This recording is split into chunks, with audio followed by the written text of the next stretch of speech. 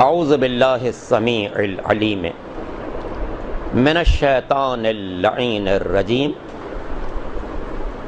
بسم اللہ الرحمن الرحیم الحمد للہ رب العالمین والعاقبۃ للمتقین والصلاة والسلام علی النبی الامی المکی المدنی العربی الہاشمی سیدنا و نبینا ابی القاسم محمد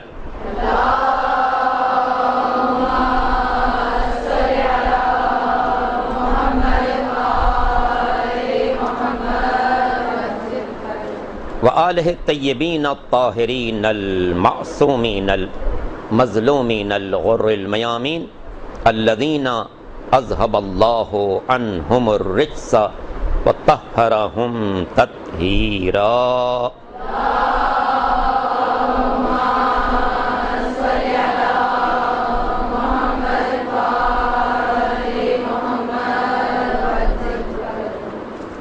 واللعنۃ الدائمۃ علی اعدائہم اجمعین من یوم ظلمہم الی یوم الدین. اما بعد فقد قال اللہ سبحانہ وتعالی فی محکم کتابہ الکریم وقولہ الحق. بسم اللہ الرحمن الرحیم واعبدوا اللہ مخلصین لہ الدین. درود پڑھ لیجئے محمد وآل محمد.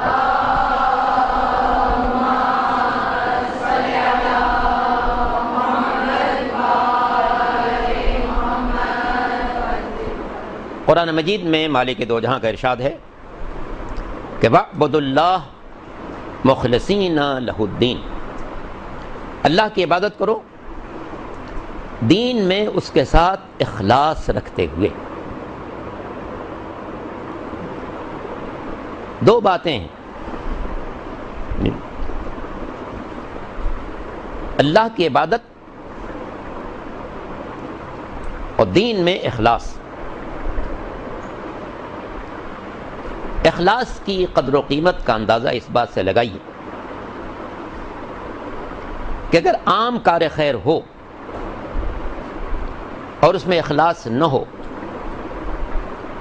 تو سونا مٹی ہو جاتا ہے، اور عبادت میں اخلاص نہ ہو تو وہ زہر ہے. پہلی بات تو یہ کہ مجھے اس مدرسہ قائم میں آ کے بہت مسرت ہو رہی ہے. ماشاءاللہ کافی بڑی تعداد میں بہنیں یہاں پر موجود ہیں اور درس آل محمد حاصل کر رہی ہیں.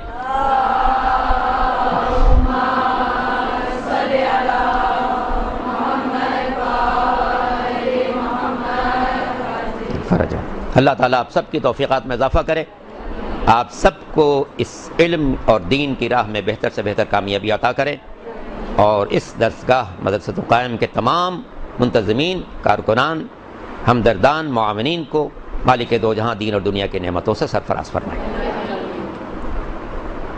تو توجہ فرمائیے گا، کار خیر میں اخلاص نہ ہو تو سونا مٹی ہے،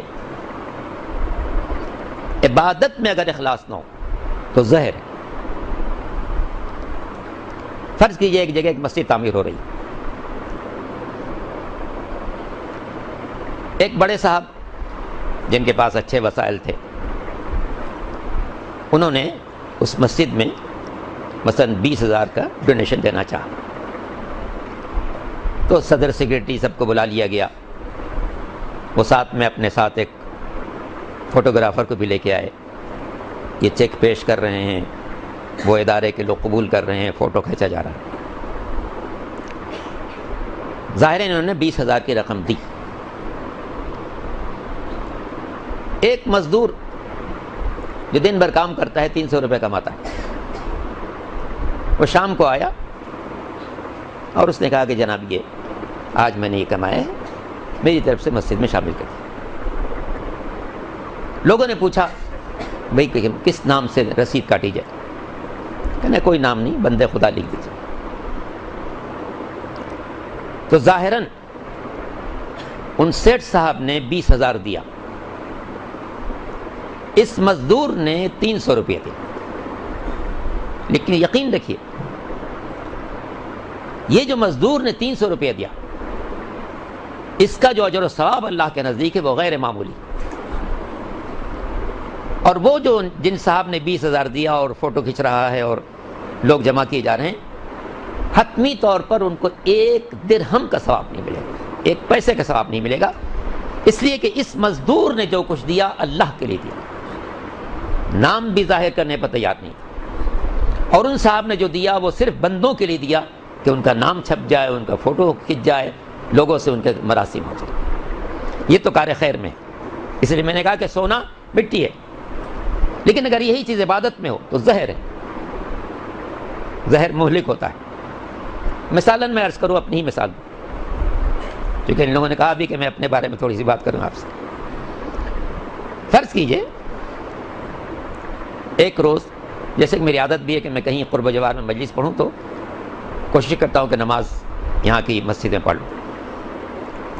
مثالاً عرض کرو، ایک روز میں کہیں سے نارتھ کراچی مجلس پڑھتے ہوئے آیا، دوسرا پروگرام میرا یہیں قرب و جوار میں تھا، میں نے کہا یہاں نماز پڑھ لوں۔ مسجد میں داخل ہوا، اذان کے وقت میں بھی وقت باقی تھا، لوگ آئے نہیں تھے، میں نے کہا چلو میں اپنی ماضی کی کچھ نمازیں پڑھ لیتا ہوں۔ میں نے نماز پڑھنی شروع کی، اور گنڈے دار جیسے جیسے تیسی نماز، آپ دیکھتے ہیں بعض لوگ جو ہے وہ ویسی نماز پڑھتے ہیں جس کے بارے میں چھٹے امام حضرت جعفر صادق علیہ الصلوۃ والسلام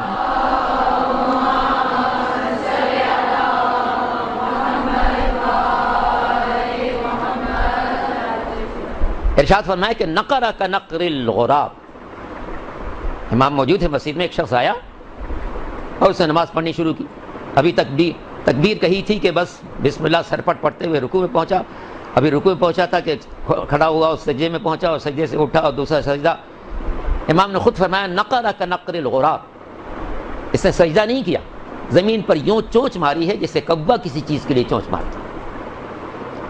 اچھا، تو اب چونکہ پبلک نہیں تھی، مسجد خالی تھی، میں جلدی ویسے ہی نماز پڑھ رہا تھا کہ نقر کا نقر الغراب، جلدی رکوع بھی، سجدہ بھی، بسم اللہ الرحمن الرحیم الحمدللہ رب العالمین الرحمن الرحیم مالک یوم الدین، اس رفتار سے چلتا رہا۔ کافی نمازیں پڑھ لی میں نے، 2-3 نمازیں پڑھ لی، اتنے میں لوگ آنا شروع ہوئے، کیونکہ نماز کا وقت نزدیک آیا تو لوگ آنا شروع ہوئے۔ اب جب میں نے محسوس کیا کہ لوگ مسجد میں آ رہے ہیں تو میں اپنے آپ کو میں نے ٹھہرایا۔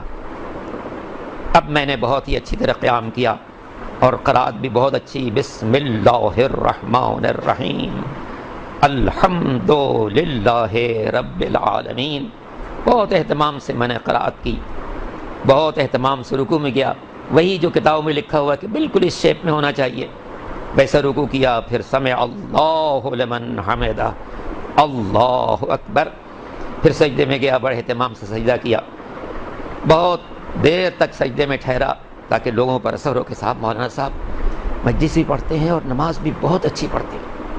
یہ سب میں کرتا رہا۔ ایک نماز میں پبلک کے آنے سے پہلے پڑھ رہا تھا، ایک نماز میں پبلک کے آنے کے بعد پڑھ رہا ہوں۔ جو نماز میں پبلک کے آنے سے پڑھ رہا تھا ظاہراً بدنما تھی، ایسی سرپٹ نماز تھی کہ کوئی دیکھتا تو کہتا ہے ارے یہ مولانا صاحب ان کا نام اتنا اور ایسی نماز پڑھتا، سرپٹ نماز پڑھ رہا تھا۔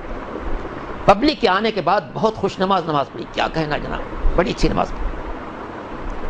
تو پہلے جو نماز پڑھ رہا تھا ظاہراً بدنما تھی، بعد میں جو پڑھی ظاہراً بڑی خوشنما تھی، لیکن یقین رکھیے ہو سکتا ہے قیامت کے دن جب میں پیش ہوں تو جو نماز میں پبلک کے آنے سے پہلے پڑھ رہا تھا ہو سکتا ہے اس کا کوئی ثواب مل جائے، لیکن یہ جو نماز میں نے پبلک کے آنے کے بعد پڑھی ہے اس پر نہ صرف یہ کہ مجھے ثواب نہیں ملے گا بلکہ قیامت پیش پر انتہائی سخت میری سزا ہوگی، اور لوگ دیکھیں گے کہ اس بندے کو قیامت میں سزا دی جا رہی ہے کس بات کی، کہ یہ بہت اچھی نماز اس نے پڑھی تھی، مگر سزا کس بات کی ہوگی؟ پہلے جو جیسی بھی پڑھی تھی اللہ کے لیے، وقت تھا تو میں نے کہا اس وقت کا بہترین وصف کی نماز پڑھی جائے، تو پہلی جو میں نماز پڑھ رہا تھا وہ جیسی بھی تھی اللہ کے لیے، کوئی اس میں دیکھنے والا نہیں تھا۔ بعد میں نے جو پڑھی وہ اگرچہ ظاہراً بڑی خوشنما تھی مگر تھی پبلک کے لیے، اور قدرت کا اعلان ہے کہ وَاعْبُدُوا اللَّهَ مُخْلِصِينَ لَهُ الدِّينَ، عبادت صرف وہ ہونی چاہیے جو اللہ کے لیے، جو عبادت اللہ کے لیے نہ ہو، نہ صرف یہ کہ وہ عبادت باطل ہے بلکہ انسان قابل سزا، کہ یہ 2 رکعت نماز جو میرے لیے ہونی چاہیے تھی وہ بھی پبلک کے لیے پڑھتا ہے۔ تو اس لیے یقین مانیے، یہی بات میں پھر دہراؤں گا کہ کار خیر میں اگر مسئلہ صرف کار خیر کا ہو، کار خیر میں اخلاص نہ ہو تو سونا مٹی، بے اجر و ثواب، لیکن گناہ بھی نہیں ہے، گناہ بھی نہیں ہے، ٹھیک ہے اپنا پیسہ یہ برباد کر رہا ہے کر دے، لیکن یہی عمل اگر عبادت میں ہو تو نہ صرف یہ کہ عبادت باطل بلکہ قابل سزا، کہ انسان جس کو نماز صرف میری پڑھنی چاہیے تھی وہ بندوں کے لیے پڑھ، اس لیے آپ دیکھیں فقہاء کرام، میرے استاد معظم آیت اللہ العظمیٰ رہبر کبیر انقلابی اسلامی آقا خمینی علیہ اللہ مقامہ کی کتاب ہو، اس میں بھی ہے، ان سے پہلے جو بزرگان مراج تقلید گزرے ہیں، بڑی مفصل کتاب عروۃ الوثقیٰ، آپ واقف ہیں اس کتاب سے، اپنے زمانے کے بہت بڑے مرجع تقلید تھے سید کاظم طباطبائی، انہوں نے لکھا ہے کہ آپ کی نماز میں کہیں بھی ریاکاری شامل ہو جائے وہیں پر نماز باطل ہو جائے۔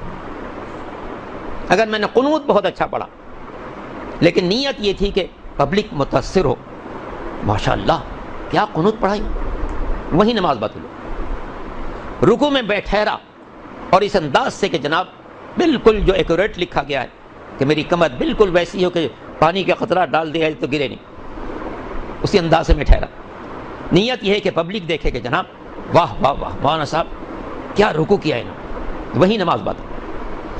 تو یہ ہمارے بزرگان نے تصریح کی ہے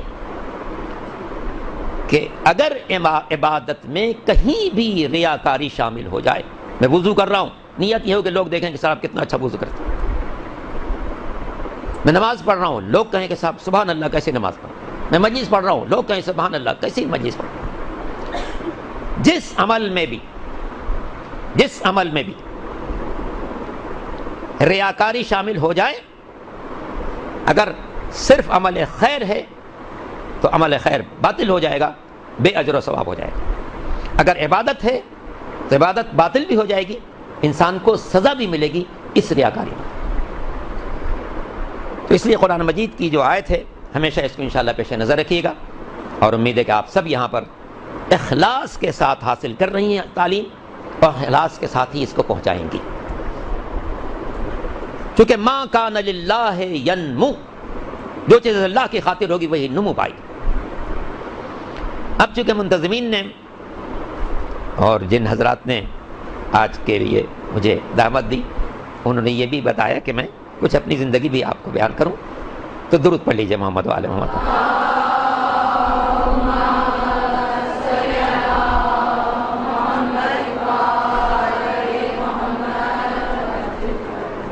انسان کو پہلے تو اللہ کا شکر ادا کرنا چاہیے کہ اس نے اسے انسان بنایا، دوسرے مسلمان بنایا، تیسرے شیعہ گھرانے میں پیدا کیا۔ یہ سب تو ہم لوگوں کا مشترکہ شکر ہے اللہ کی بارگاہ میں۔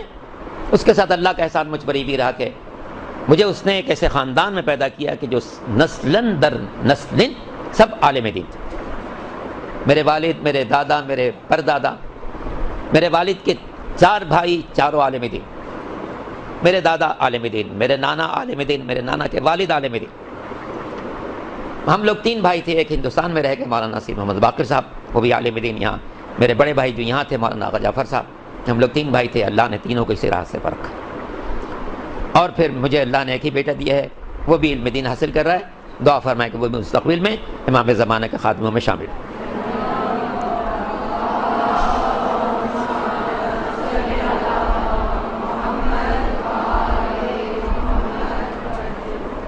تو یہ اللہ کے احسانات میں سے ایک احسان تھا کہ اس نے ایک ایسے گھرانے میں نے آنکھ کھولی کہ جہاں پر علم اور علم دین کا چرچا تھا، اور خود بخود فطری طور پر اس راستے پر گامزن ہو گیا۔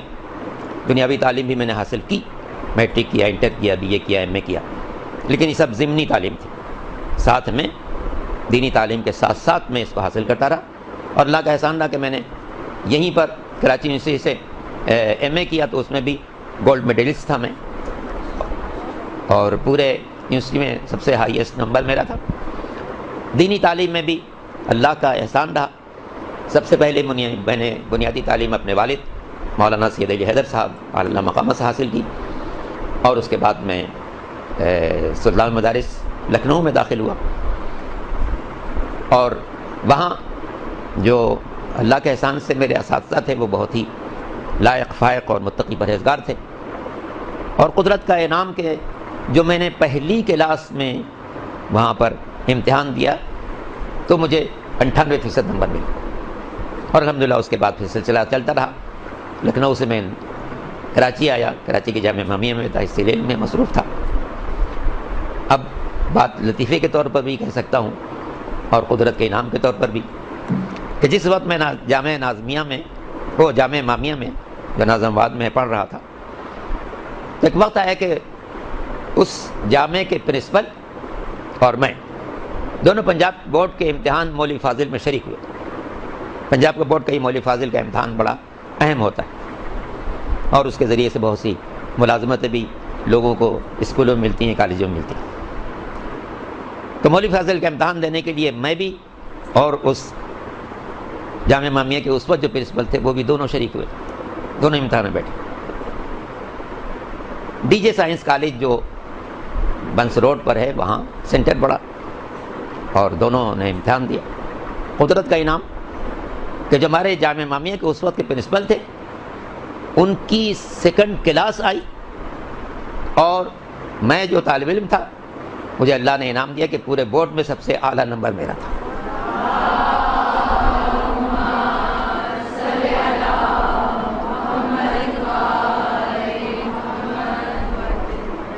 تو جس زمانے میں جامعہ امامیہ میں پڑھ رہا تھا اسی زمانے میں یہاں پر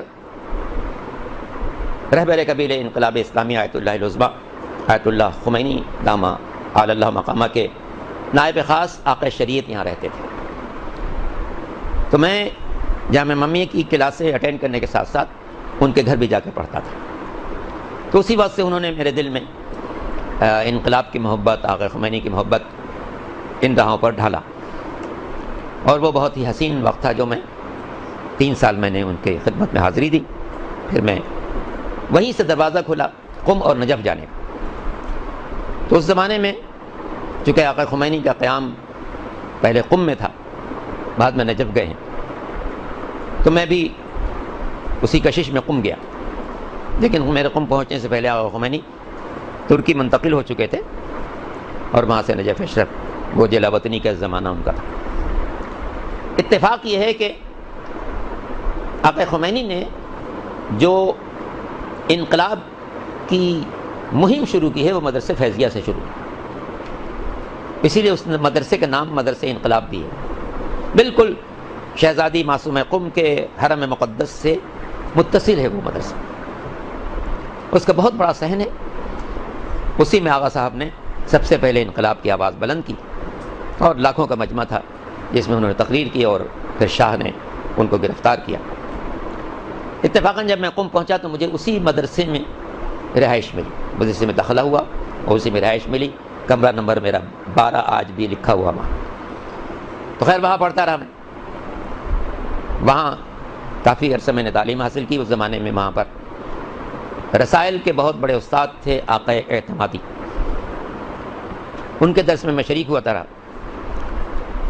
چونکہ بزرگان کا اس وقت مرکز نجف تھا، حسن آقا خمینی کے نجف چلے جانے کے بعد پوری علمی فضا نجف کی طرف رخ کی ہوئی تھی۔ تو قم میں تحصیل علم کے بعد میں بھی وہیں سے نجف شریف چلا گیا، اور چونکہ یہاں قم میں بھی جیسے یہاں اپنے اساتذہ کی مہربانیاں شامل حال رہیں، قم میں بھی وہاں کے علماء کی مہربانیاں میرے شامل حال رہیں۔ ان سب کی کوششوں سے نجف شریف میں میرا داخلہ اس وقت منظور ہو گیا جب میں ابھی قم میں پڑھ رہا تھا۔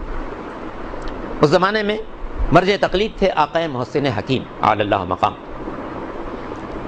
جو ہماری ملت جعفریہ کی وہ عظیم شخصیت ہیں کہ ساری دنیا میں ان کے زمانے میں کسی اور کی تقلید نہیں ہوتی تھی، بالکل ایسے مسلم و ثبوت تھے کہ ساری دنیا میں انہی کی تقلید ہوتی تھی، آقا محسن حکیم۔ تو انہی نے میرا داخلہ منظور کیا۔ میں جب قم میں تھا تو میرا داخلہ منظور ہو کے تحریر میرے پاس آ گئی، اور اس تحریر کے مطابق میں نجف اشرف پہنچا۔ اب جو بات میں اسی اخلاص کے حوالے سے آپ سے عرض کروں، دیکھیں بڑی باثمر چیز ہے۔ میں جس دن پہنچا ہوں نجف اشرف میں تو وہ 28 صفر تھی، 28 صفر حضور اکرم کی وفات اور امام حسن مجتبیٰ کی شہادت کی تاریخ۔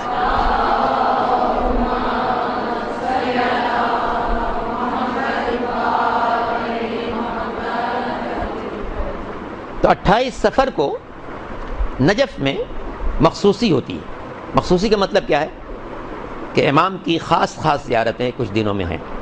مثلا امام حسین السلام کی 5 مخصوصیاں ہیں جن میں لوگ سارے عراق سے آتے ہیں شہر میں۔ پہلی رجب، 15 رجب،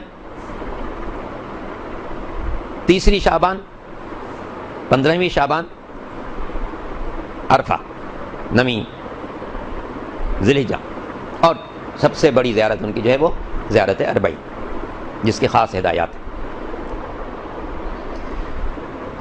تو امیر المومنین کی مخصوصی جو ہے وہ 28 صفر کو تھی، کیونکہ لوگ پرسا دینے آئے تھے امیر المومنین کو، پیغمبر کا بھی اور ان کے فرزند کا بھی۔ میرا پہلا دن تھا اس شہر میں۔ تو جو شہر میں داخل ہوا تو میری تمنا تھی کہ میں سب سے پہلے زیارت کے لیے جاؤں۔ مولا کے روزے پر گیا، سامان کسی کے یہاں رکھ دیا، کسی جاننے والے کے یہاں، اور خود روزے میں چلا گیا۔ روزے میں جانے کے بعد میں نے زیارت کے بعد مولا کی ذریع پڑھ کے صرف ایک جملہ کہا۔ میں نے کہا دیکھیے میں آپ کا بیٹا بھی ہوں اور آپ کا غلام بھی ہوں، آپ کے شہر میں آیا ہوں تحصیل علم کے لیے، آپ یہاں مجھے معزز طریقے سے رکھیں تو یہ آپ کی مرضی ہے، میں کسی سے کچھ نہیں کہوں گا۔ بس یہ کہہ کے میں چلا آیا۔ تو جو میں نے عرصہ وہاں گزارا ہے، تقریباً سمجھیے 68 سے 76 تک، یہ تقریباً 8 سال کا وقفہ ہوتا ہے۔ جو میں نے درخواست کی تھی مولا سے، اس کی قبولیت مجھے ہر لمحہ محسوس ہو۔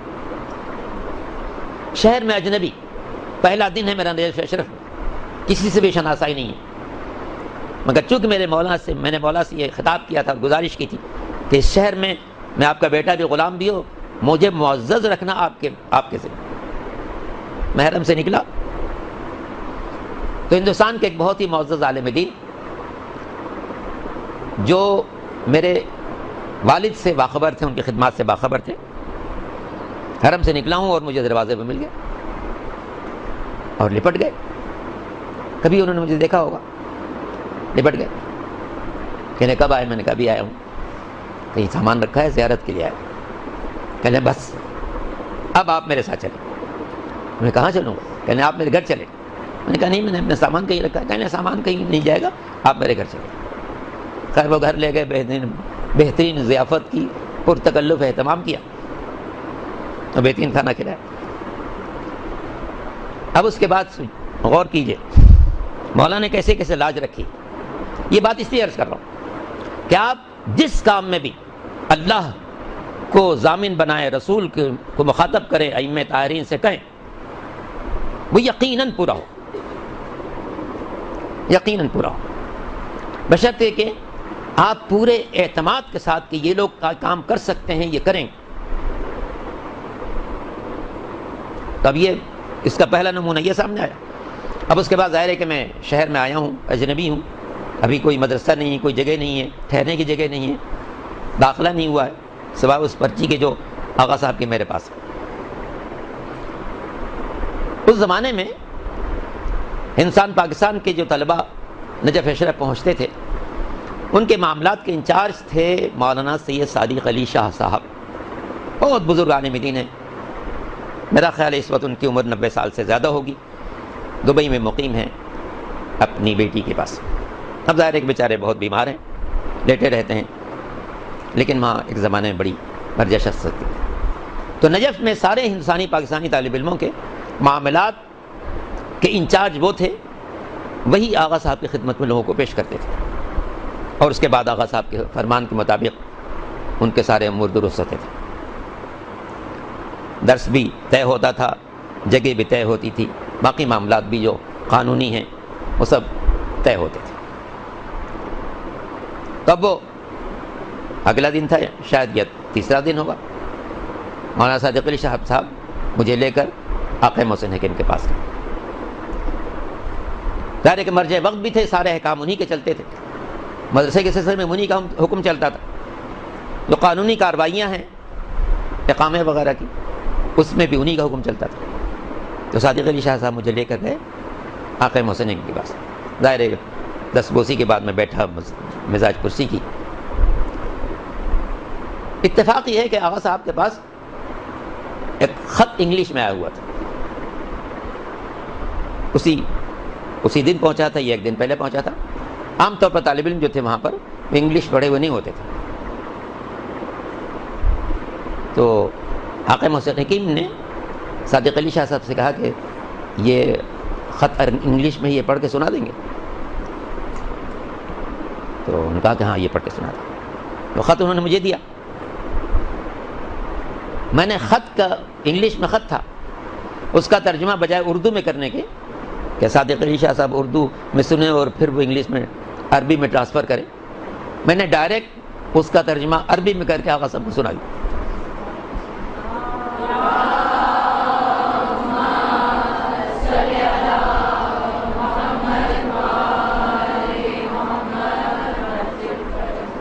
آقا محسن حکیم انتہائی حیرت زدہ ہوئے، بہت خوش ہو کے انہوں نے پوچھا کہ صادق علی شاہ صاحب سے کہ تم تو کہہ رہے تھے کہ طالب علم پرسوں آیا ہے، یہ ابھی مجھے اس انگلش کو تو جانتے ہی ہے، یہ انگلش کے خط کا ترجمہ مجھے عربی میں کیسے سنا؟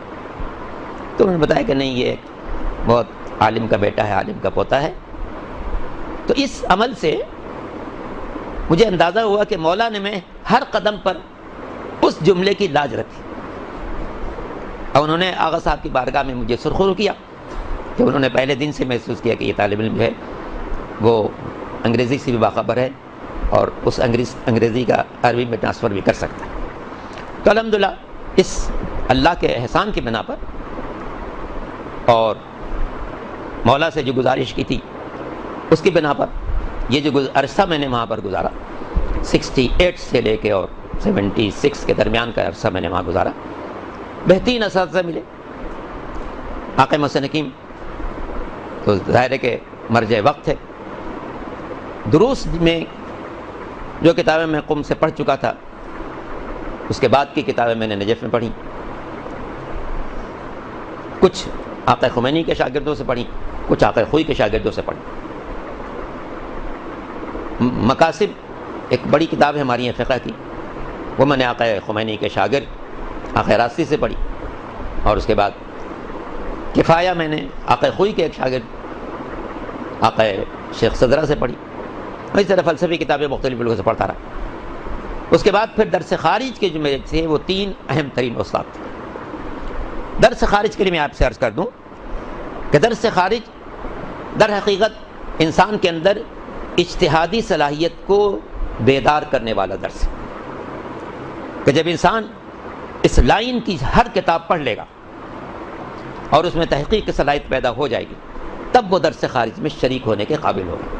ورنہ اگر اس کے بغیر کوئی شخص جا کے بیٹھ جائے تو اسے کچھ سمجھ میں نہیں آئے گا کہ یہاں پر کیا بیان کیا جائے، کیونکہ جتنے دروس سے وہ گزر چکا ہے، اس کے بعد جب تحقیقی مراحل آ رہے ہیں اور اب اس میں اجتہاد کی صلاحیت بیدار کی جا رہی ہے، اس کے لیے وہ درس ہوتا ہے. تو اس درس خارج میں میرے خاص 3 استاد تھے. زعیم حوزہ آقا خوئی علیہ الرحمہ، رہبر کبیر انقلاب اسلامی آیت اللہ العظمیٰ آقا خمینی علیہ الرحمہ، اور فیلسوف شرق آیت اللہ سید محمد باقر الصدر. یہ 3 میرے بہت ہی اہم استاد تھے جنہوں نے در حقیقت میری زندگی کو سجانے میں، سنوارنے میں سب سے بڑا کردار ادا کیا. اور ان کے دروس کی بھی تقسیم ایسی تھی کہ وقت کا ٹکراؤ نہیں تھا. صبح 10 بجے آقا خمینی کا درس مسجد شیخ میں ہوتا تھا. شام کو 4 بجے آقا باقر صدر الشہید علیہ الرحمہ کا درس مسجد توسی میں ہوتا تھا. اور نماز مغربین کے فوراً بعد زعیم حوزہ آقا خوئی کا درس، آقا سید ابوالقاسم خوئی کا درس مسجد خضرا میں ہوتا تھا. یہ تینوں میرے بزرگان تھے. اور الحمدللہ تقریباً 4 سال مجھے ان سے کسب فیض کا موقع ملا کہ صبح کو آقا خمینی کے یہاں، سپہر میں آقا باقر صدر کے یہاں، اور رات کو آقا سید ابوالقاسم خوئی علیہ الرحمہ کے. تینوں اپنے زمانے کے بہت ہی بلند مرتبہ شخصیتیں تھیں. علم کی گہرائی کے اعتبار سے آقا خوئی اپنے زمانے میں انتہائی بے مثال شخصیت. ان کے انتقال پر ایک آرٹیکل چھپا ہے لبنان سے. لبنان میں ایک بہت بڑا جریدہ ہے، بہت بڑا میگزین ہے، ہفتے وار، الاحد. احد کہتے ہیں اتوار کو، جیسے سنڈے میگزین ہوتا ہے تو وہ ان کا سنڈے میگزین ہے الاحد. اس نے آقا خوئی کے لیے لکھا ہے. بڑی سی تصویر ہے کہ اس مجلے پر جو آقا کے انتقال کے بعد چھاپا اس نے. اور اس میں اس نے لکھا کہ ہم نے کتابوں میں سقراط کے بارے میں پڑھا تھا کہ جب وہ لیکچر دینے بیٹھتا تھا تو پورے مجمع پر اس طریقے سے حاوی ہو جاتا تھا کہ ہر شخص پوری توجہ سے اس کی بات سن رہا ہوتا تھا اور فکر کے زاویوں کو کشادہ کر رہا تھا. کہنے لگا کہ جب میں نے نجف اشرف میں حاضری دی اور آقا خوئی کے درس کو میں نے دیکھا تو مجھے ایسا محسوس ہوا کہ جیسے اس وقت سقراط بیٹھا ہوا درس دے رہا ہے اور ہزاروں شاگرد جو ہیں اس کے درس سے فیض حاصل کریں.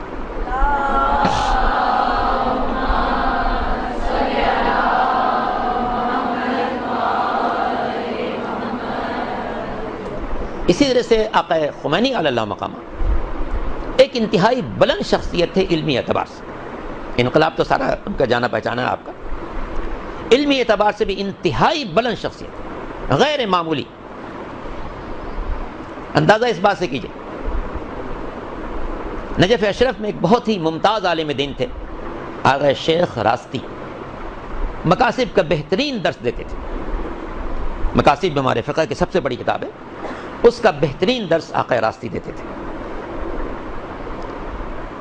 وہ ایک عجیب جملہ کہتے تھے میں نے چونکہ آقا خمینی نجف میں پہنچے ہیں سن 65 میں.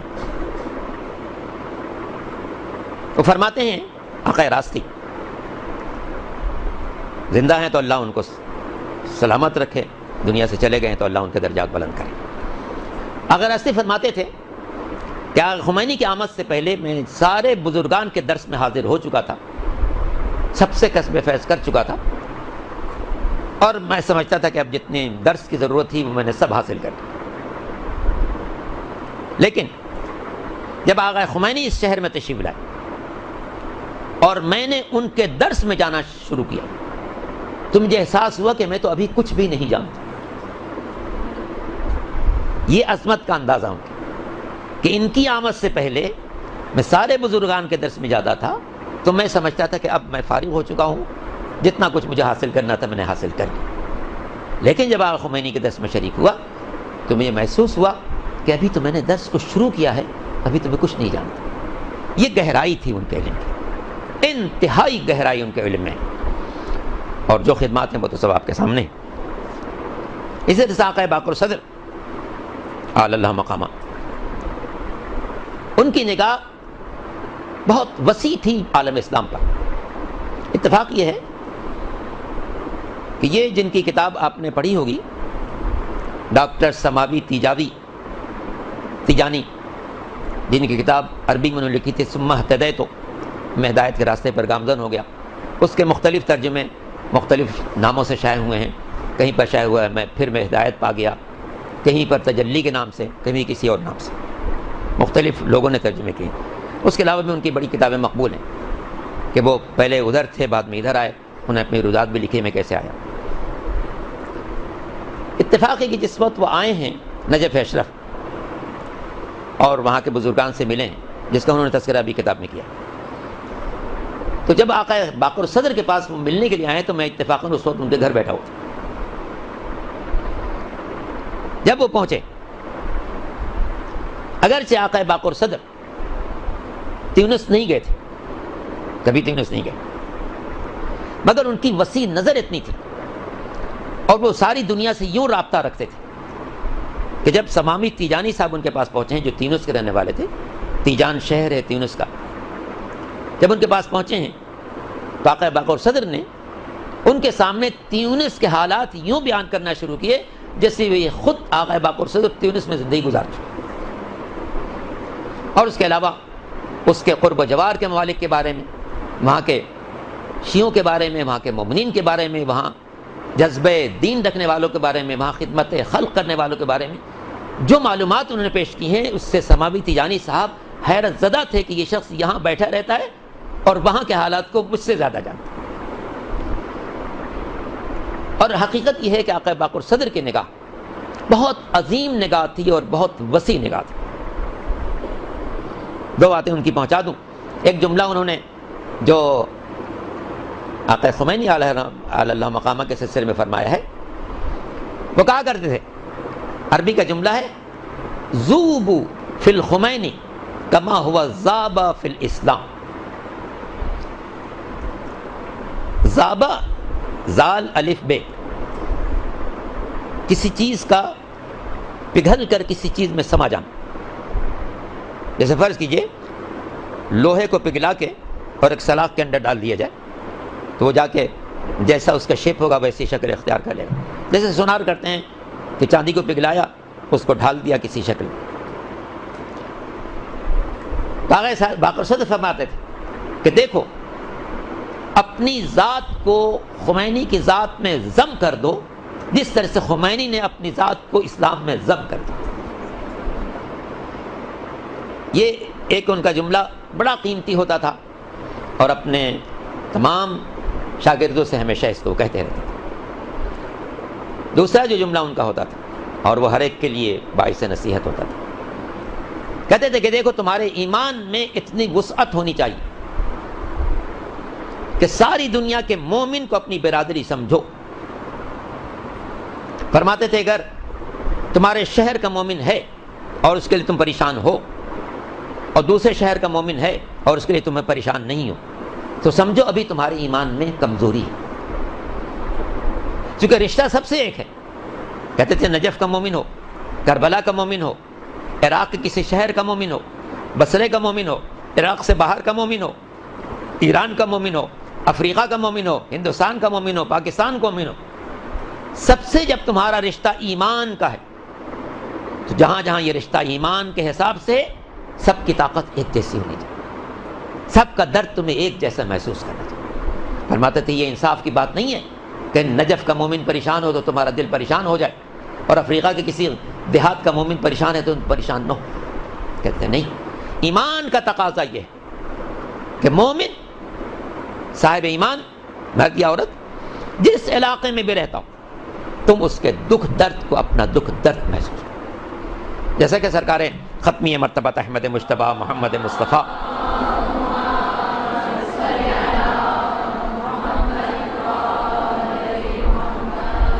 صلی اللہ علیہ وسلم کا بہت مشہور ارشاد بھی ہے، صاحب آپ کا جانا پہچانا بھی ہے کہ من اصبح ولم یہتم بامور المسلمین فلیس بمسلم۔ جو شخص صبح کا آغاز اس حالت میں کرے کہ اس کو کلمہ گو لوگوں کے بارے میں کوئی فکر نہ ہو تو وہ سمجھ لے کہ اس کا تعلق کلمہ گو لوگوں سے نہیں ہے۔ وسعت نظر ہونی چاہیے۔ انسان جو ہے وہ ہر مومن کو صرف ایمان کے رشتے سے تولے، بلکہ میں سمجھتا ہوں اس سے بھی زیادہ وسیع تر ہونا چاہیے۔ جناب ابراہیم کے حالات میں یہ بات ہے کہ انہوں نے قدرت سے درخواست کی تھی، پالنے والے مجھے دکھا دے دنیا میں کیا ہو رہا ہے۔ زیادہ بات کر گیا میں، درود پڑھ لے محمد وعلی محمد۔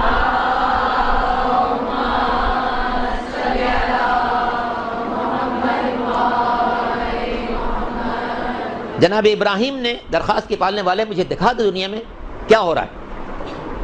فرمایا کہ ابراہیم تم برداشت نہیں کر سکتے. جب اصرار کیا تو قدرت نے حجابات کھول دی.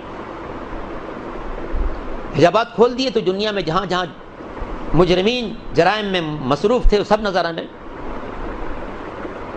بعض جگہوں پر جناب ابراہیم کو اتنا صدمہ ہوا کسی سنگین جرم کو دیکھ کے کہا پالنے والے اس کو تو ختم کر دو. 2-3 آدمیوں کے لیے ایسے انہوں نے کہا کوئی قاتل تھا, کوئی کچھ تھا, کوئی جواری تھا, کوئی شرابی تھا وغیرہ وغیرہ. کہا پالنے والے یہ تو ختم ہو جائے تو اچھا ہے, خواہ مخواہ یہ اپنی زندگی جہنم بنا رہا. جب 2-3 دفعہ انہوں نے کہا قدرت کے طرف سے جواب آیا کہ ابراہیم جو تم نے کہا میں پورا کر دوں گا, لیکن تم یہ اس لیے کر رہے ہو کہ تم نے ان کو نہیں پیدا کیا. میں نے ان کو پیدا کیا ہے, میں پالتا ہوں, ان کی گالیاں بھی سنتا ہوں, لیکن ان کے جرائم کو بھی برداشت کرتا ہوں کیونکہ میں نے پیدا کیا. آپ دیکھیں قرآن نے اس کو کیا کہا. سورہ مبارکہ البقرہ کی آیت نمبر 177, لیس البر ان تولوا وجوہکم قبل المشرق والمغرب ولکن البر من آمن باللہ والیوم الآخر. نیکی صرف یہ نہیں ہے کہ تمہارا رخ مشرق کی طرف ہو یا مغرب کی طرف ہو. ظاہر ہے کہ جو انسان خانہ کعبہ سے مغرب کی طرف رہتا ہے اس کا سجدہ مشرق کی طرف ہوگا. جس انسان کا قیام خانہ کعبہ سے مشرق کی طرف ہے سجدے کے وقت اس کا رخ مغرب کی طرف ہوگا, جیسے ہم لوگ ہیں. قرآن کہتا ہے کہ نیکی صرف یہ نہیں کہ تمہارا رخ مشرق کی طرف ہے یا مغرب کی طرف ہے, حد بندیاں نہیں ہیں, بلکہ وَلَٰكِنَّ الْبِرَّ مَنْ آمَنَ بِاللَّهِ وَالْيَوْمِ الْآخِرِ. نگاہ قدرت میں نیک انسان وہی ہے کہ جو اللہ پر ایمان رکھتا ہے, فرشتوں پر ایمان رکھتا ہے, رسولوں پر ایمان رکھتا ہے, اللہ کے نمائندوں پر ایمان رکھتا ہے, قیامت کے دن پر ایمان رکھتا ہے. تو یہ فقرہ خود اس بات کی نشاندہی کر رہا ہے کہ ہمیں مشرق و مغرب کی حدود میں محدود نہیں ہونا, بلکہ ہمیں ایک بات پیش نظر رکھنی ہے کہ کون ایمان کی منزل میں ہمارا ساتھی ہے. ایمان کے سلسلے میں جو میرا ساتھ دے رہا ہے وہ چاہے مشرق میں رہتا ہو تو میرا بھائی ہے, مغرب میں رہتا ہو تو میرا بھائی. تو یہ وسعت نظر خاص طور سے اگر کلمہ گو لوگوں میں پیدا ہو جائے تو دنیا سے دہشت گردی کا بھی خاتمہ ہو جائے, بدامنی کا بھی خاتمہ ہو جائے, لوگ ایک دوسرے کو پہچاننے لگیں, حق کا, ان کے حق کا ادراک کرنے لگیں. مولا کائنات امیر المومنین علی بن ابی طالب علیہ الصلوۃ والسلام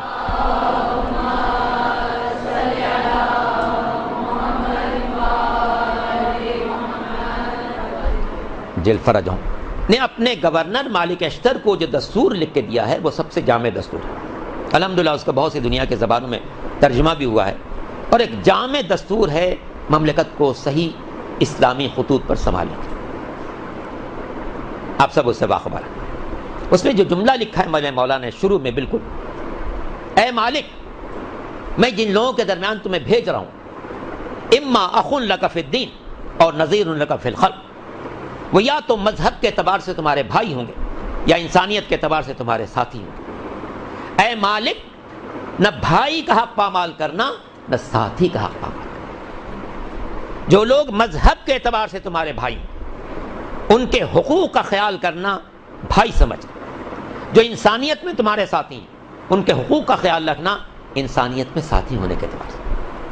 مولا کے اس فرمان پر اگر عمل کر دیا جائے تو دنیا کے کسی انسان کو یہ شکوہ نہیں ہوگا کہ مجھے میرے مذہب کی بنا پر میرے حق سے محروم کیا جائے, بلکہ مولا نے ایک وسیع النظر حکومت قائم کرنے کی مثال قائم کی کہ دیکھو دنیا میں جتنے انسان بھی زندگی گزار رہے ہیں, تمہارے پڑوس میں رہتا ہو, تمہارے محلے میں رہتا ہو, تمہارے شہر میں رہتا ہو, تمہارے صوبے میں رہتا ہو, تمہارے ملک میں رہتا ہو, تمہارے بر اعظم میں رہتا ہو یا کسی اور بر اعظم میں رہتا ہو, دنیا کا جو انسان بھی ملے گا یا ہم عقیدہ ہوگا یا عقیدے مختلف ہوگا, ہم عقیدہ ہو اسے اپنا بھائی سمجھو, اس کے حق کا خیال رکھو.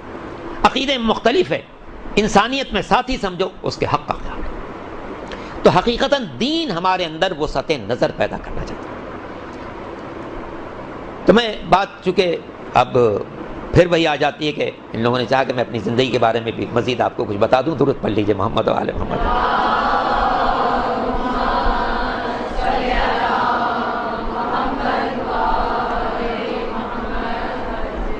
فارغ ہوں. خدا عالم کا احسان کہ یہ بزرگان مجھے استاد کے طور پر ملے, اور جب میں وہاں سے چلنے لگا نجف شرف سے، تو میں نے مولا سے ایک عہد کیا کہ مولا میں واپس جا رہا ہوں اپنے ملک میں، میں ایک بات کا آپ سے وعدہ کر رہا ہوں اور ایک آپ سے گزارش کر رہا ہوں۔ وعدہ یہ ہے کہ میں کسی بھی دینی خدمت کے سلسلے میں کوئی معاوضہ کبھی کسی سے طلب نہیں کروں، اور آپ سے درخواست یہ ہے کہ جس طریقے سے آپ نے مجھے یہاں معزز رکھا ہے مجھے اپنے ملک میں بھی معزز رکھیں۔ اور واقعی انہوں نے مجھے بہت معزز رکھا تھا، اتنا معزز رکھا تھا کہ جس ہاسٹل میں رہتا تھا، ظاہر ہے کہ شہریہ چھوٹا سا طالب علم کو ملتا ہے منتھلی خرچے کے لیے، مگر مولا نے ایسا بھرم رکھا ہے کہ جو مدرسے کا متولی ہوتا تھا وہ قرض مجھ سے مانگتا تھا، کسی اور سے نہیں مانگتا، یہ بھرم رکھا تھا۔ خیر، مولانا سے چلتے وقت میں نے یہی کہا کہ جناب میں جا رہا ہوں اپنے ملک میں، جو دینی بھی خدمت انجام دوں گا میں معاوضہ کبھی کسی سے نہیں طلب کروں، چاہے نکاح پڑھوں، مجلس پڑھوں، کچھ کروں، معاوضہ کبھی نہیں طلب کروں۔ اب مجھے عزت سے رکھنا آپ کا کام۔ الحمدللہ سن 76 سے میں کراچی پہنچا، 35 سال گزر چکے ہیں۔ کسی بھی خدمت کے سلسلے، چاہے مدرسے کی خدمت کی، تنزیل مکاتب کی خدمت کی، کسی شعبے کی خدمت کی، کبھی ایک پیسہ کسی سے طلب نہیں کیا۔ اور اللہ نے، اور اللہ کے بعد مولا کی اس بات نے، مولا سے جو میں نے درخواست کی تھی وہ اس طرح قبول ہوئی کہ انہوں نے ہمیشہ مجھے انتہائی معزز رکھا۔ جب میں پہنچا یہاں پاکستان، آنے کے بعد میں نے پھر ظاہر ہے کہ قدرت نے سب انتظام کیے ہیں کہ میرے آنے سے پہلے دو باتیں طے ہو چکی تھی۔ رضویہ کے لوگ طے کر چکے تھے کہ مولانا صاحب جو آ رہے ہیں ہم ان کو اپنا پیش نواز رکھیں۔ جامعہ امامیہ جہاں میں پڑھ کے گیا تھا، قدرت کے انتظامات۔ میں جب نجف سے واپس آیا تو جامعہ امامیہ کی منتظمین نے اس وقت مولانا ظفر حسن صاحب مرحوم، جن کی تفسیر قرآن بھی، وہ اس کے منتظم اعلیٰ تھے، انہوں نے مجھ سے کہا کہ جناب آپ نجف سے پڑھ کے آئے ہیں، آپ کے خاندان سے بھی باخبر ہیں، آپ اس جامعہ امامیہ کے پرنسپل بن جائیں۔ تو جس مدرسے کے طالب علم کی حیثیت سے میں یہاں سے گیا تھا، واپس آیا تو اس مدرسے کا پرنسپل بنا۔ اور رضویہ سوسائٹی کی مسجد تو اس وقت سب سے مرکزی مسجد سمجھی جاتی تھی، بعض مساجد بعد میں بنی ہیں، اس کے پیش نمازی کے لیے ان لوگوں نے پہلے سے خود طے کر رکھا تھا۔ چنانچہ جب میں پہنچا تو مجھے اسی وقت یقین ہوا کہ میں نے جو مولا سے درخواست کی تھی کہ آپ نے یہاں بھی معزز رکھا ہے، اپنے ملک میں بھی معزز رکھیے گا، اس کا آغاز انہوں نے یوں ہی کر دیا۔ انہی کے ذہن الزام ہو گیا کہ جامعہ امامیہ جس کے طالب علم کی حیثیت سے گیا تھا اس کا پرنسپل بنا، اور جو مدرسے کی محلے کی علاقے کی سب سے مرکزی مسجد تھی اس کا پیش نماز بن گیا۔ یہ سب اس کے لطف و کرم کے بنا پر۔ چنانچہ یوں پھر پیش نمازی کا فریضہ وہاں، اور بالکل سامنے جامعہ امامیہ، پرنسپل کے فرائض وہاں انجام دیتا رہا، یہاں تک کہ ظاہر ہے کہ 76 کی بات ہے، آخر میں آیا تھا میں، 2 سال بیچ میں گزرے۔ 78 میں اس وقت کا جو صدر تھا جنرل ضیاء الحق، جس نے بہت سارے خراب بیج اس ملک میں ڈال دیے، دہشت گردی، لسانیت، فرقہ واریت، زیادہ اسی کی پروان چڑھائی۔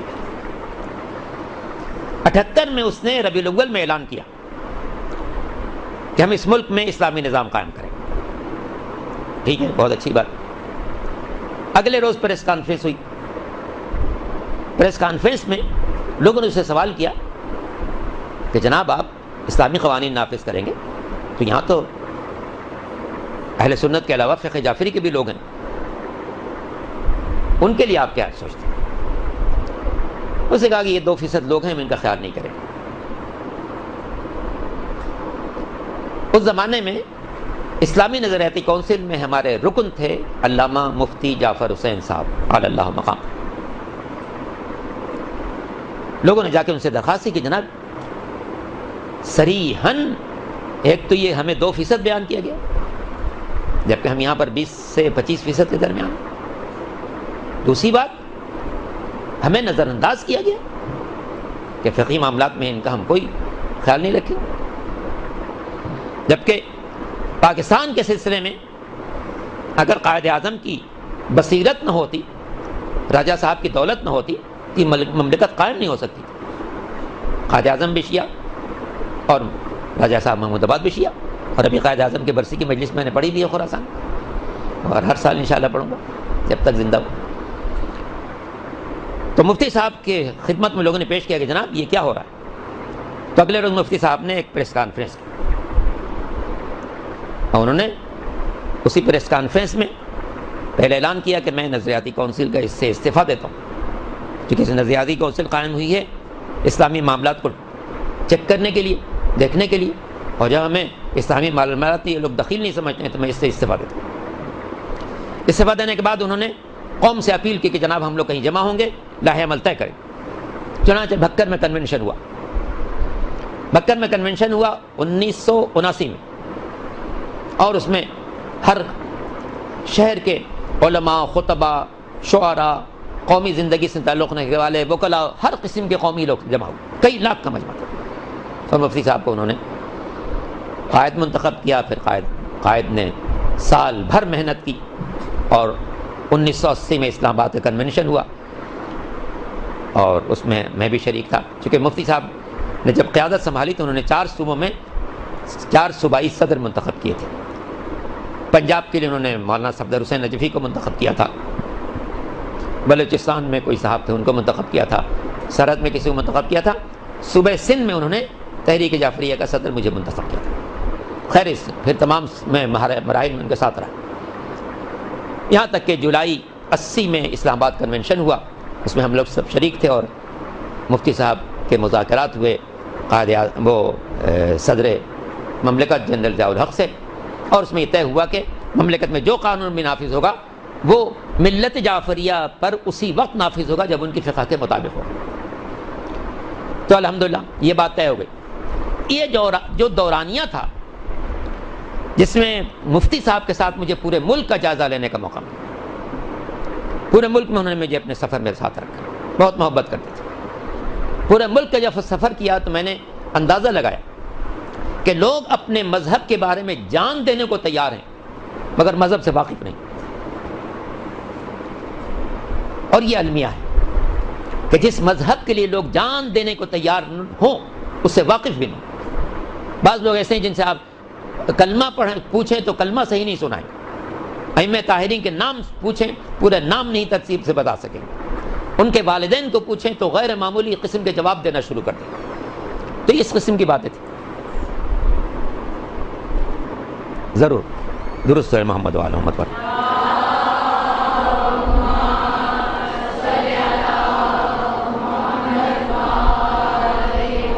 جہاں چونکہ کل امام رضا علیہ السلام کی ولادت باسعادت کی تاریخ ہے،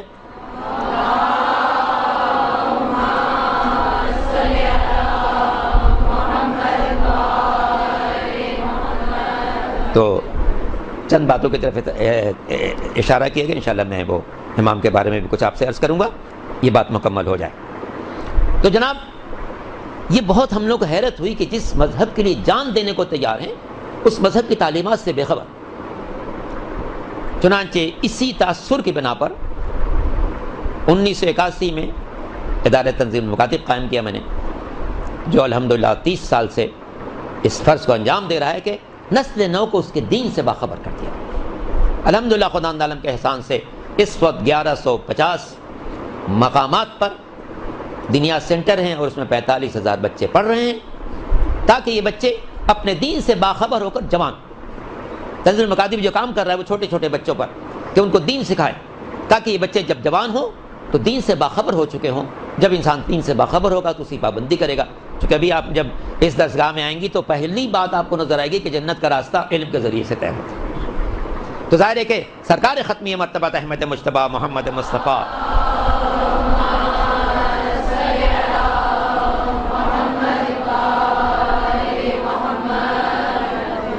کا ارشاد گرامی بھی ہے کہ ماں باپ کی طرف سے اولاد کے لیے بہترین تحفہ اس کی دینی تربیت.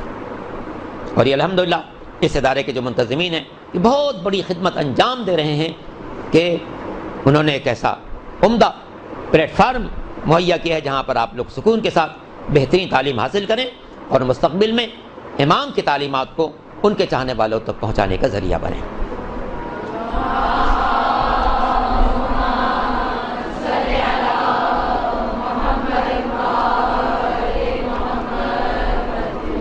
عجل فرجهم، چونکہ آج کی شب جو ہے وہ امام ہشتم حضرت علی رضا علیہ الصلوۃ والسلام کی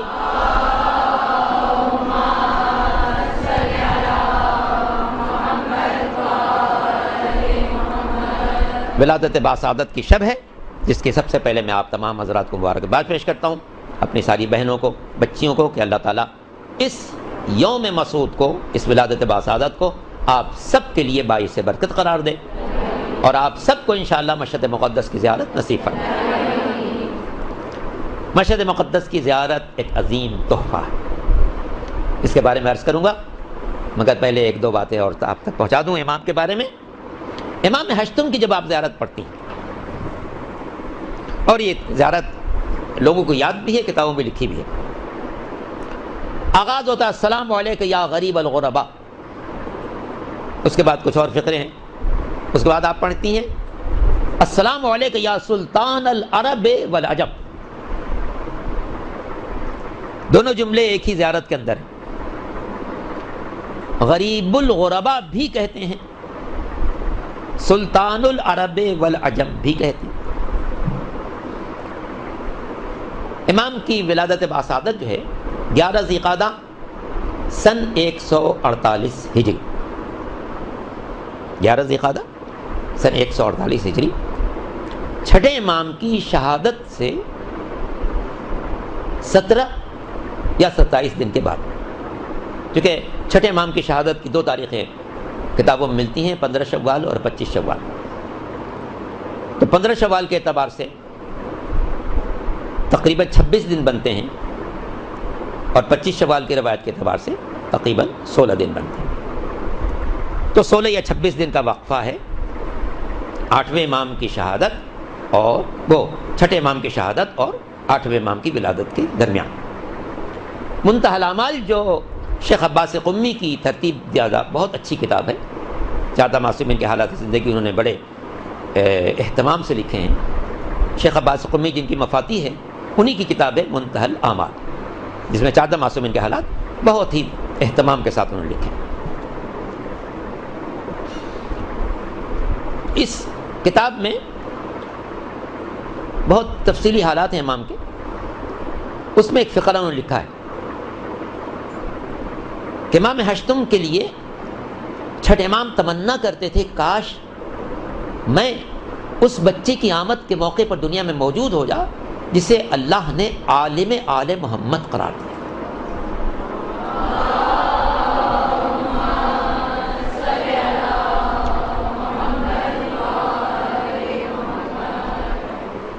یوں تو ہمارا ہر امام عالم آل محمد، لیکن امام ہشتم کی زندگی میں بعض ایسے کارنامے ہیں کہ ساری دنیا میں جو ان کو نام جس لقب سے یاد کیا جاتا تھا وہ عالم آل محمد۔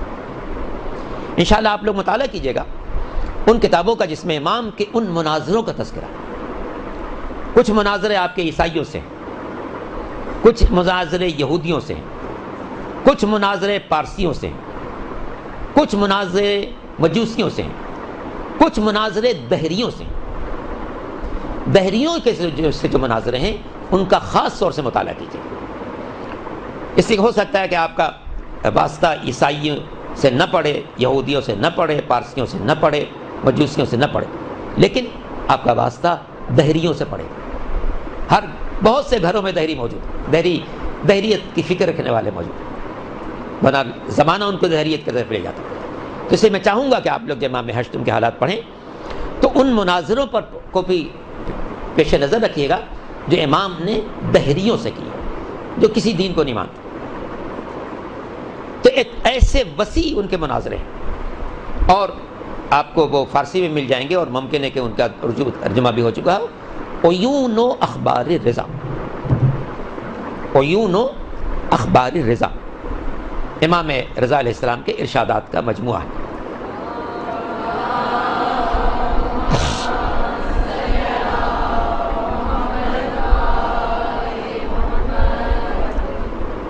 علی جل فرجہ۔ ان مناظروں کا مطالعہ آپ کے لیے بہت ہی مفید ثابت ہوگا. ویسے سب کو مطالعہ کیجیے گا. یہودیت کے سے مقابلہ ہے، عیسائیت سے ہے، مجوسیت سے ہے، پارسیت سے، لیکن خاص طور سے ظاہریت کے جو مناظرے ہیں ان پر آپ زیادہ توجہ دیجیے گا، فوکس کیجیے گا، تاکہ مستقبل میں جب آپ کو ایسے افکار نظر آئیں گے آپ ان کا مقابلہ کر سکیں. تو ان مناظروں کی بنا پر اور ہر مناظرے میں بہترین شاندار کامیابی کے بنا پر امام کو ساری دنیا میں اس زمانے میں عالم آل محمد کے نام سے یاد کیا جاتا تھا. تو چھٹے امام تمنا کرتے تھے کہ کاش میں اس وقت موجود ہوتا. اس تمنا کے لفظ سے ظاہر ہے کہ ان کو پتا تھا کہ میں ابھی شہید ہونے والا ہوں اور میرے شہید ہونے کے بعد یہ بچہ دنیا میں آئے گا. تو 11 ذی القعدہ سن 148 ہجری میں آپ کی ولادت باسعادت، اور دو قول ہیں شہادت کے سلسلے میں. ایک 23 ذی القعدہ کا قول ہے اور ایک جو قول زیادہ مشہور ہو گیا 17 صفر سن 203 ہجری. تو اس طرح مشہور قول کے مطابق صرف 55 سال کی زندگی امام نے گزاری ہے دنیا میں. تو میں عرض کر رہا تھا کہ آپ امام کی زیارت پڑھتی ہیں تو کہتی ہیں السلام علیکہ یا غریب الغرباء، اور پھر اسی زیارت میں پڑھتی ہیں السلام علیکہ یا سلطان العرب والعجم. ایک طرف غریب الغرباء، ایک طرف سلطان العرب والعجم. بہت سے رضوی سادات جو ہیں جب کبھی فخر کرنا چاہتے ہیں تو کہتے ہیں جناب ہم سلطان العرب والعجم کے اولاد ہیں، اور جب انکساری کرنا چاہتے ہیں تو کہتے ہیں ہم تو غریب الغرباء کی اولاد ہیں. قابل فکر بات ہے کہ چونکہ آپ لوگ سب علم کی راہوں میں ہیں اور آپ سب کو اللہ تعالیٰ کامیابی عطا کرے کہ یہ دو باتیں کیسے جمع ہوئیں. غریب الغرباء گویا بہت غریب، صرف غریب نہیں، غریب الغرباء، اور سلطان العرب والعجم. عرب اور عجم دنیا کے یہ دو حصے ہیں. جو عربی بولتے ہیں وہ عربی ہیں، عرب ہیں، باقی ساری دنیا عجم ہے. ہم سب عجم ہیں، یعنی عرب کے علاوہ جن کی مادری زبان عرب نہ ہو وہ سب عجم. تو یہ جو جملہ پڑھا جاتا ہے کہ آپ بادشاہ ہیں عرب و عجم کے، یعنی ساری دنیا کی جتنی مخلوقات ہیں، جتنے انسان ہیں، سب کے آپ بادشاہ ہیں اور کوئی شک نہیں. لیکن یہ دو باتیں جمع کیسے ہوئیں؟ غریب الغرباء، غریبوں کے بھی غریب، اور سلطان العرب والعجم، عرب و عجم ساری دنیا کے بادشاہ. یہ کیسے ہو سکتا ہے کہ انتہائی غریب اور انتہائی بادشاہ؟ لیکن اصل بات کیا ہے؟ اصل بات یہ کہ یہاں پر جو غریب کا لفظ ہے وہ اردو والا غریب نہیں ہے، عربی والا غریب. اردو میں غریب اسے کہتے ہیں جس کے پاس پیسے نہ ہو. عربی میں غریب اسے کہتے ہیں جو اپنے وطن سے دور ہو، اپنے وطن سے دور ہو. اس لیے آپ کو دو اماموں کی زیارت کے میں غریب کا لفظ ملے گا. ایک امام حسین علیہ السلام کی زیارت کے سلسلے میں،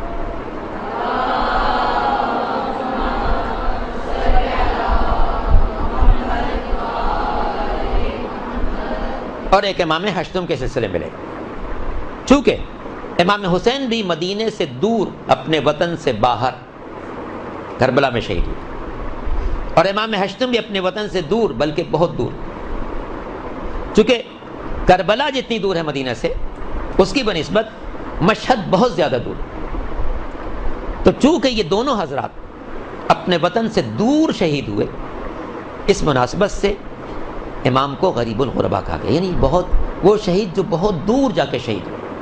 تو آپ غریب بھی ہیں ان معنوں میں کہ اپنے وطن سے دور شہید ہوئے، اور سلطان العرب والعجم بھی ہیں اس لیے کہ آپ کی شاہی دنیا کے ہر انسان کے لیے، ہر صاحب ایمان کے لیے. دوسری بات جو میں آپ تک پہنچانا چاہتا ہوں اور شاید اسی پر اختتام کلام، وہ ہے امام ہشتم کی زیارت.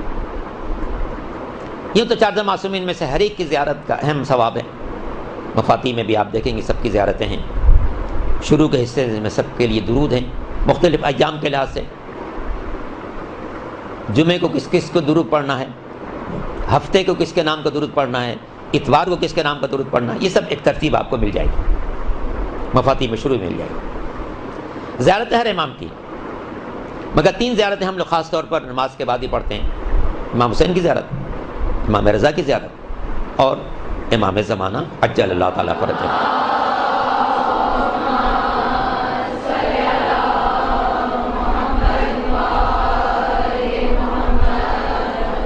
عجل فرجہ. ظاہر ہے کہ امام زمانہ کی جو زیارت ہے وہ اس لحاظ سے کہ ہمارے حاکم اعلیٰ وہی ہیں، اور ہم منتظر ہیں کہ انشاءاللہ وہ تشریف لائیں تاکہ دنیا سے ظلم کا خاتمہ ہو، عدل کا پرچم بلند ہو۔ باقی جو دو زیارتیں، چونکہ ان دو زیارتوں کی تاکید بہت زیادہ ہے، امام حسین السلام کی بھی اور امام ہشتم کی بھی۔ امام مظلوم کی جو زیارتیں ہیں، سید الشہداء علیہ السلام کی جو زیارتیں، وہ تو انتہائی اہم ہیں، ان میں سے بعض بہت اہم، اور جو بعض اہم ہیں ان میں بھی اہم ترین زیارت اربعین اور زیارت عرفہ۔ زیارت عرفہ اور زیارت اربعین یہ دو بہت اہم ہیں، مگر زیارت عرفہ کو ایک خاص امتیاز حاصل ہے، اور اس پر بہت توجہ دیجیے گا۔ ایک شخص ہے جس نے اپنا واجب حج کر لیا ہے، اب وہ مستحب حج کے لیے جانا چاہتا ہے، اس کے پاس اختیار ہے کہ میں اپنا مستحب حج کرنے کے لیے مکے جاؤں یا میں زیارت کے لیے کربلا جاؤں۔ ان دو تاریخوں میں، اس تاریخ و 9 کو یا میں کربلا میں رہوں یا عرفات میں رہوں حج کے لیے۔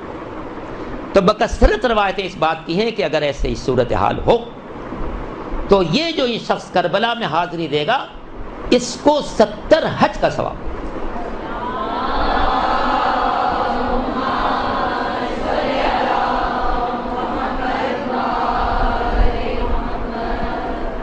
اور اس کی وجہ بھی واضح ہے، اس لیے کہ آج دین کا جتنا چراغ روشن ہے وہ سرکار سید الشہداء کی قربانی کی بنا پر سے۔ یہ مسجدوں سے اذانیں، قرآن کی تلاوت، کعبے کا طواف، حج، نماز، جو کچھ باقی ہے سرکار سید الشہداء کی بنا پر باقی۔ امام حسین جو نکلے تھے اس لیے کہ نانا کا دین مٹایا جا رہا تھا، ضرورت تھی کہ اپنا خون دے کر اس دین کو زندگی عطا کرے۔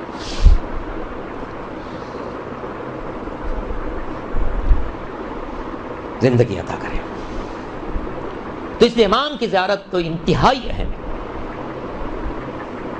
آقا محسن حکیم علیہ الرحمہ جو اپنے زمانے کے بہت بلند مرتبہ مجتہد تھے، ان کی فقہ کی کتاب بھی مستمسک العروۃ الوثقی، بڑی جامع تحقیقی کتاب، انہوں نے لکھا ہے کہ امام حسین کی زیارت کے لیے تاکید ائمہ طاہرین کی طرف سے اتنی زیادہ ہے کہ یہ بحد وجوب، واجب نہیں ہے لیکن بحد وجوب، اور بہت ہی غیر معمولی۔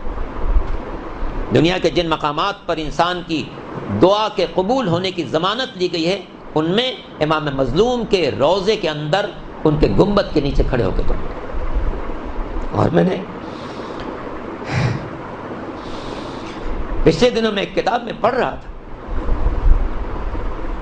کہ امام مظلوم نے جو قربانی دی ہے اس کے اللہ نے ان کو بہت سے تحفے دیے ہیں۔ ایک تحفہ تو یہی ہے کہ دنیا کا کوئی ایسا انسان نہیں ہے جس کے سامنے آپ کربلا کی داستان بیان کریں اور اس کی آنکھیں ڈب ڈبا نہ جائیں۔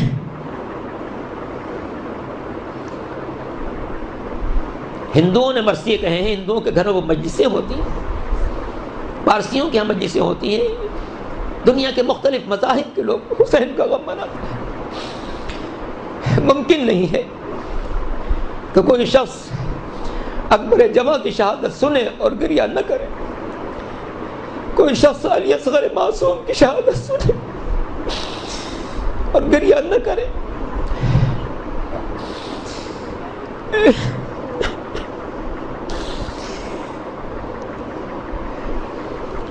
کیسا وہ وقت ہوگا جب امام کے ہاتھوں میں 6 مہینے کا بچہ ہوگا، بچے کے گلے میں 3 پھل کا تیر ہے،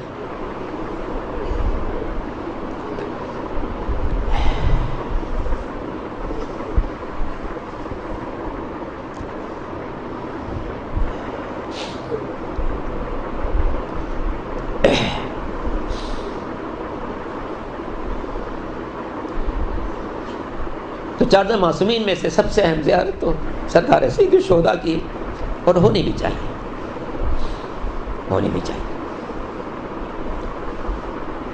اللہ اکبر۔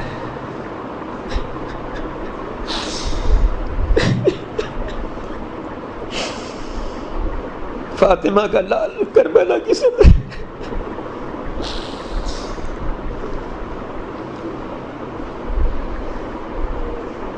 اسے ماں نے چکی پیس پیس کر وہ دنیا والوں سے فرما رہا تھا کہ میرا یہ بچہ بے قصور سے تھوڑا سا پانی میں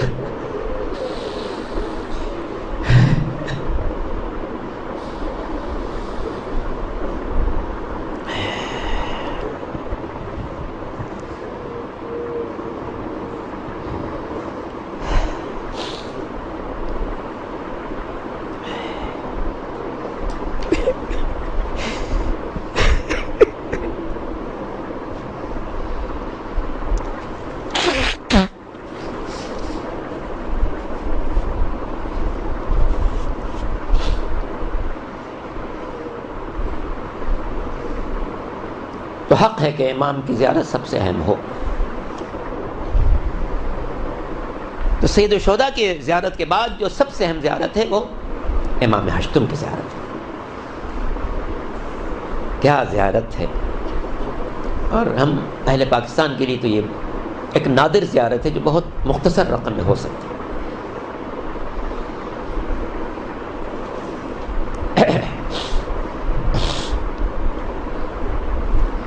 امام رضا علیہ السلام کی زیارت کے سلسلے میں یہ فقرہ آپ تک پہنچا دوں اور بات تمام.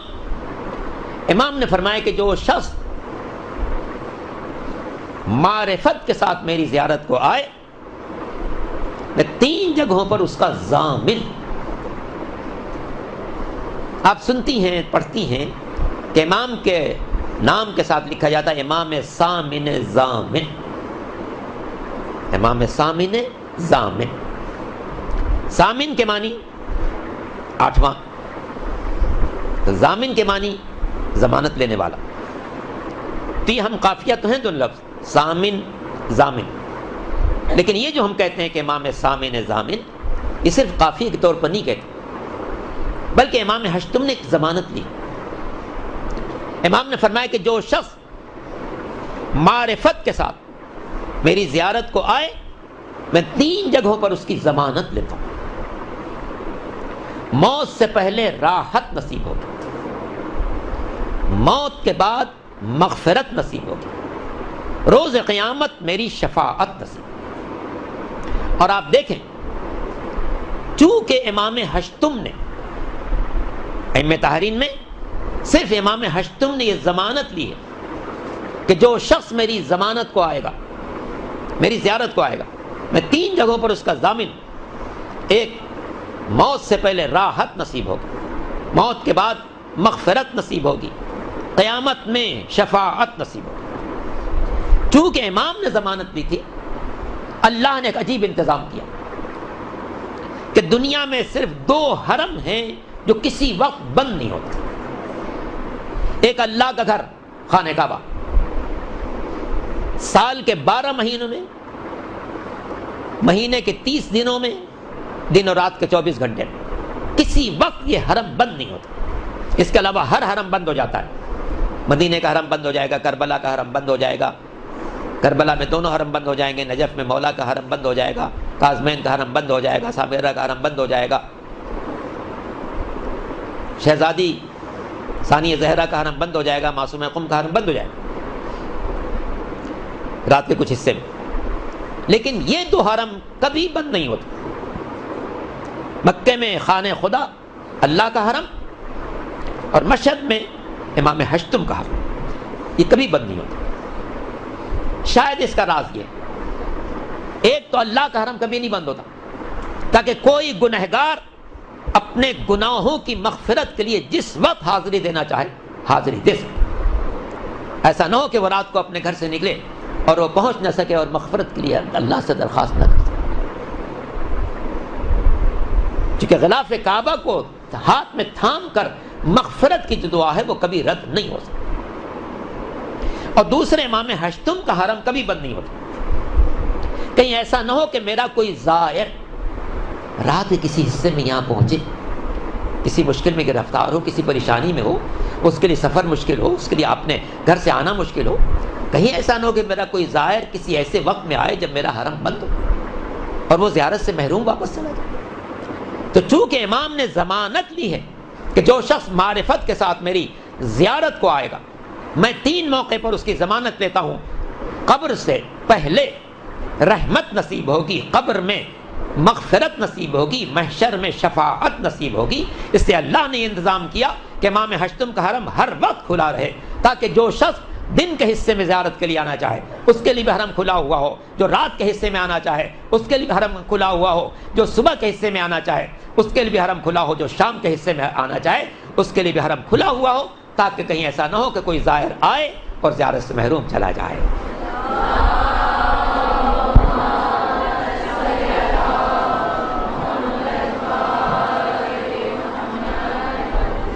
عجل فرجہم۔ آئیے سب مل کر دعا کرتے ہیں، الہی و سیدی و مولائی بحق محمد وانت المحمود وبحق علی وانت الاعلی وبحق فاطمہ وانت فاطر السماوات والارض وبحق الحسن وانت المحسن وبحق الحسین وانت قدیم الاحسان وبحق الائمۃ المعصومین من ذریۃ الحسین علیہ السلام۔ پالنے والی یہ تمام بہنیں جو یہاں پر موجود ہیں اور جس درسگاہ سے دینی تعلیم حاصل کر رہی ہیں، ان سب کو کامیابی عطا فرما، ان سب کا مستقبل روشن قرار دے، ان سب کو دین سمجھنے اور اس کو بندگان خدا تک پہنچانے کی سعادت عطا فرما۔ میرے مالک، جب امام تشریف لائیں تو امام کے لشکر کے سپاہیوں میں ہم سب کو شمار فرما، روئے زمین پر امن و امان قائم فرما۔ قائم آل محمد کے نام سے جو یہ مدرسہ قائم ہے، اس مدرسے کو مزید ترقی و کامیابی عطا فرما۔ اس مدرسے کے انتظامی امور کو جو لوگ بھی انجام دے رہے ہیں ان کی توفیقات میں اضافہ فرما، انہیں دین اور دنیا کی نعمتوں سے سرفراز فرما۔ میرے مالک، تمام حاضرین کے دلوں میں جو تمنائیں ہیں وہ سب پوری فرما۔ میرے مالک، تو سب کے دلوں سے باخبر، تجھے ائمہ طاہرین کا واسطہ اور خاص طور سے امام ہشتم کا واسطہ ہے جن کی آج کی شب ولادت باسعادت کی شب ہوگی۔ میرے مالک، امام ہشتم کا واسطہ، ان کے آباء و اجداد کا واسطہ، ان کے اولاد طاہرین کا واسطہ، تمام حاضرین کو فردن فردن ان کی جملہ حاجات میں کامیابی عطا فرما۔ بیماروں کو شفاء کامل عطا فرما، جو کسی قسم کی پریشانی میں ان کی پریشانی دور فرما۔ شہر کراچی سے بدامنی کا خاتمہ فرما، ہماری مملکت سے دہشت گردی کا خاتمہ فرما، جو طاقت دہشت گردی پھیلاتی ان کے قوتوں کو شل فرما، ان کے ارادوں کو ناکام فرما۔ ہم سب کو اس دنیا میں رہتے ہوئے سرکار سید الشہداء کی زیارت نصیب فرما اور روز قیامت ان کی شفاعت نصیب فرما۔